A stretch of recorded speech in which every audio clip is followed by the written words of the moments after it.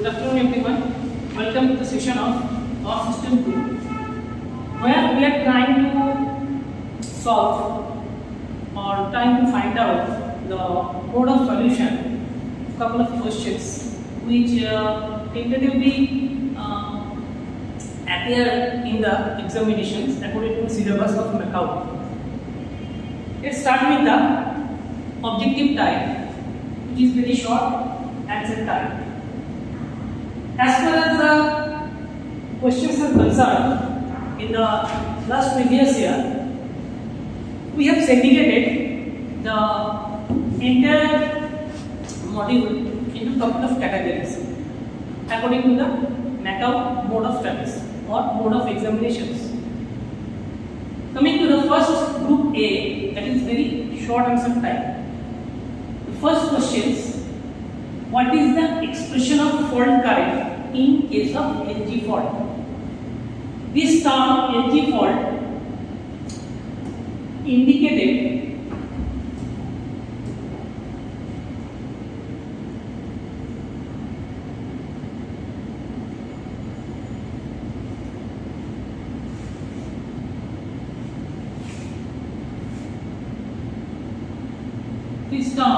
LG fault indicated line to ground fault. Considering the chapter or the topic included in fault of power systems, we have already gone through regarding the type of fault. We have different types of fault, and LG fault is lying in between them. It's what? Regular or important fault normally considered in power systems. So, when we are approaching to find out a solution of a question or find out a solution for any kind of fault appearing in the systems, the first thing is VPH by Z1 plus Z2 plus Z0.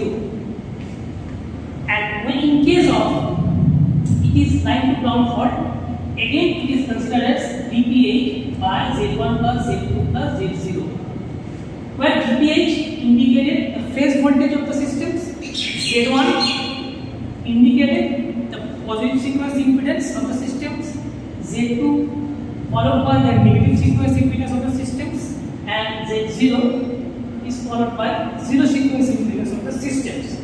So these are the parameters which are involved into the formula by which we are able to find out amount of fault current which is passes through into a system when a fault is happening.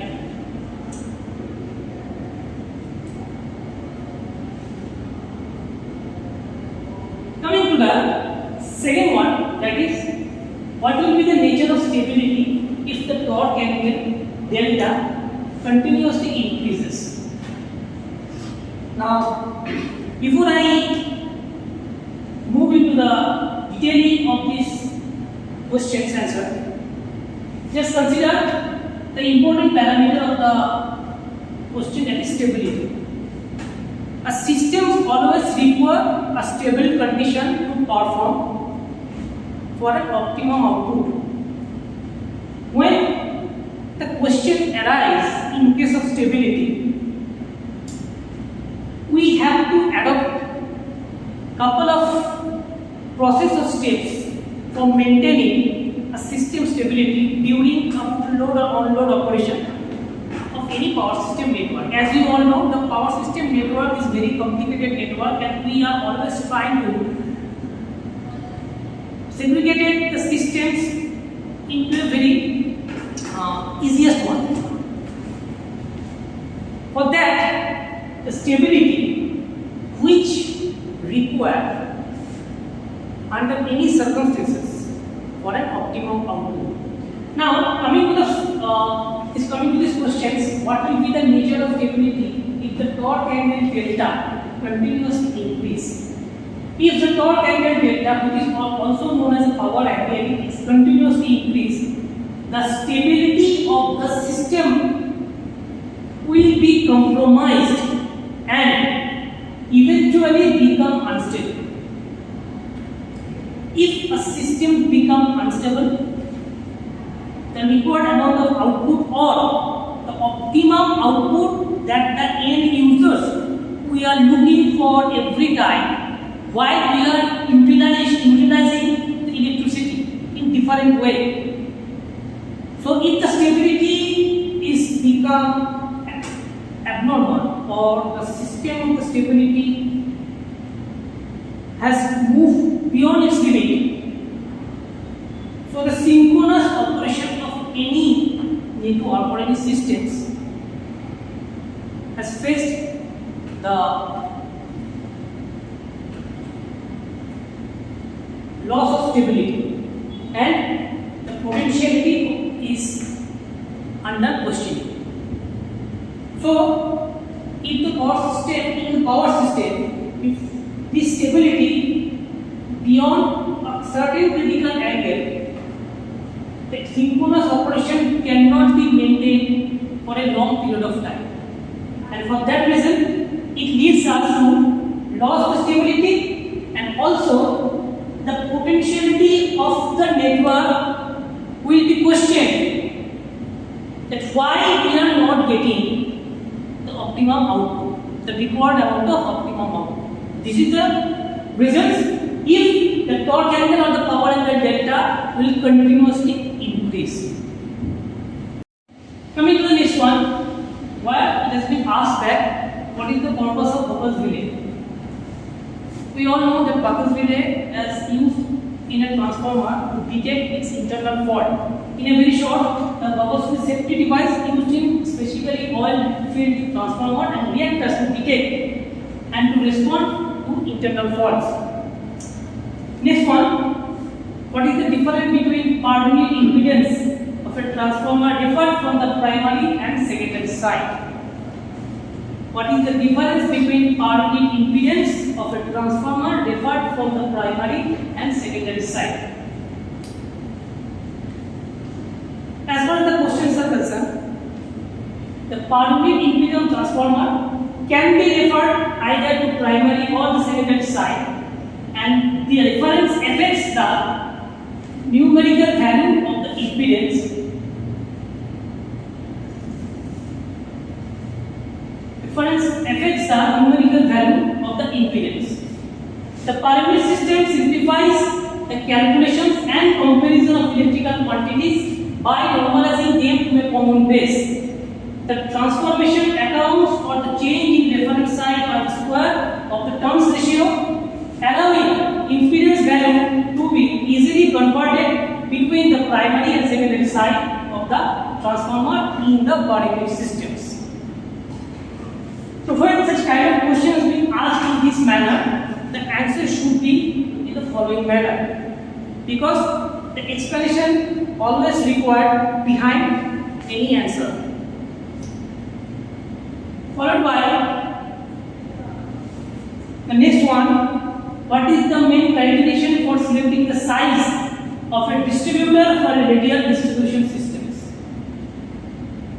We all know the distribution systems has already been categorized into different parts. So this distributor for a radial distribution is one of them. The main criterion for selecting the size of a distributor for a radial distribution system is the voltage regulations, which is required under any circumstances, because voltage regulation refers to the ability of the system to maintain the consistent of voltage level within the prescribed limit despite changes in the load conditions. Coming to the next one, well, it is mentioned that in which bus of the power network voltage magnitude and angle are unknown. In a power network, the voltage magnitude and angle are typically unknown at the load buses, which is also known as PQ buses. Typically unknown at the load buses, which is also known as PQ buses. Please always remember the bus names and the parameters which are involved with the particular buses for known and as an unknown. These are must be known to everyone while we are considering such kind of questions. So the next one, that is we have got a numerical. A basic numerical which refers to the 100 kVA transformer has a reactance of 6%. What will be the value of its reactance at 300 kVA base? Seems to be the per unit systems involved or required to solve out the numerical.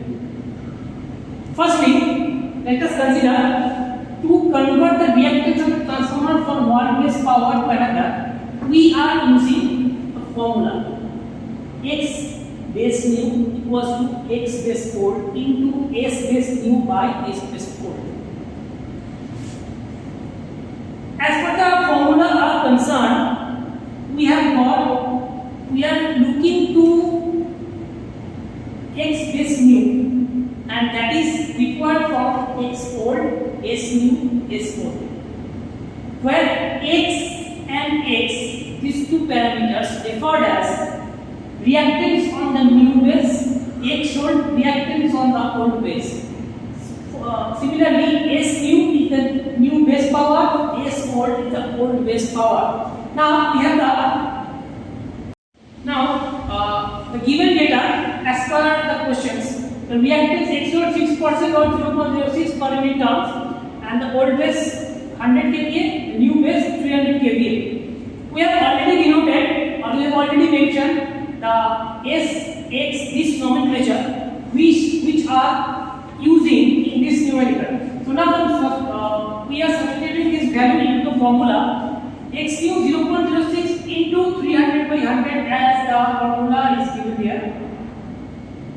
X nu, X old into S nu by S old. So 0.06 is the X old into S new, the new base power 300 kVA 300 by S old kVA 100. So X new is 0.818. So this is the reactance of the transformer for a 300 kVA base is 0.18 per unit or 18%. This is the manner we will always looking to solve out the kind of numerical if we have been asked to do so during the examination. Next, followed by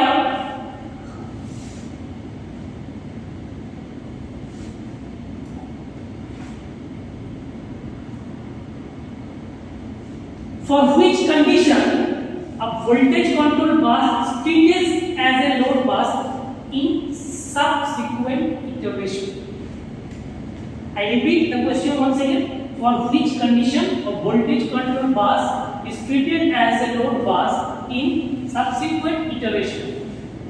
We know iteration is mainly required for load flow studies or load flow analysis, where the couple of method or steps has already been taken to solve out any issues involving for power flow network.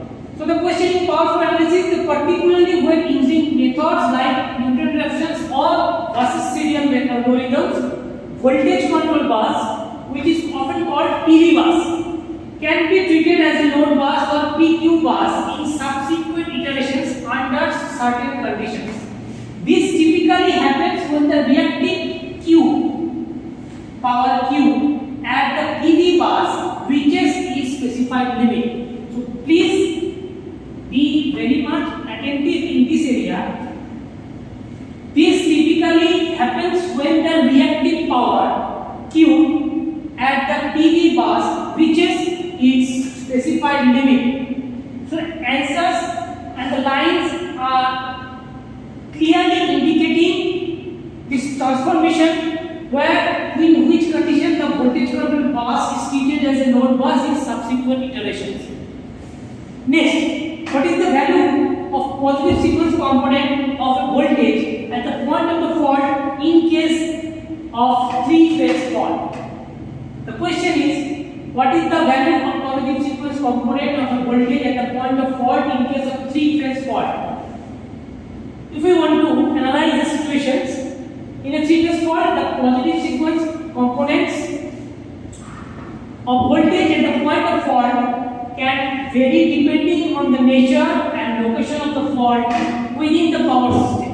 If the fault is balanced, that is all equal impedance are maintaining in all three phases, the positive sequence component of the voltage at the point of fault would typically be zero, as a balanced fault causes the voltage to drop to zero in all three phases simultaneously. Next one, what is the function of feeder in distribution systems? So feeder is the most important part for distribution of power. In an electrical distribution systems, a feeder is a circuit or a cable that carries electricity from substation to the end users. End users means we are the end users where we are utilizing electrical power at our home as a domestic consumers or any commercial consumers or any industrial consumers. So these are the considered as the end users, the load, where the loads are actually being utilized. Such as residential, commercial, industrial, as it says, the primary function of a feeder is to distribute power efficiently and reliably to the various loads within a specific geographic area. Feeders circuits typically operate at higher voltages than individual branch circuit within buildings or the facilities. By transmitting electricity at higher voltages, feeders can minimize power losses due to resistance in the wires and deliver electricity over longer distance. If we searching for a typical or particular one line, two line answer for the function of distributor, you will have lots of connections or lots of resources from different textbooks, but the main agenda which involve to solve out the questions that what is the function of an electrical distributed system. So these are the indications which require for a feeder to distribute electrical power, and it's also expressing its the function during the operation.